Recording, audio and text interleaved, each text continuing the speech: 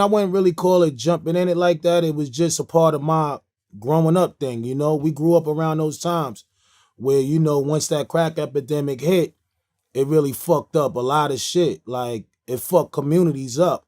So we was just living in the community, you know, youngsters going to school, you know, niggas come home with a fresh pair of sneakers on, and then you see a fly pair of sneakers on a nigga feet who you know really don't got money like that, and telling you, yo, I went down the block and I made $100 or $150 automatically. To any kid, he's going to adapt to that. He's going to say to himself, yo, how can I get $100? So for us, it wasn't no career thing. It was more like a phase, you know, a phase that was taking place in our communities, you know. And I remember, you know, a couple of years before that, everything was smooth. It was like, it was a nice place to live, you know, nice people, of course. But once that crack shit hit and I seen that shit on TV, like, yo, it's this new epidemic. It's almost like the news was promoting this shit, you know?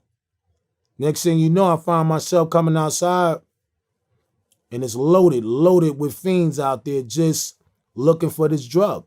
So, of course, you know, me and my friends, we want to make money. We want to explore. We even want to try it out because we hear it's the shit. You know, this was way before, you know, we even knew about motherfuckers, you know, really beaming and all this shit and, you know, hitting the pipe. You know, we talking about the cracks and weed era. So of course for us, it wasn't a drug to tear nobody down. It was more of a drug that just got you high, and it was an expensive drug.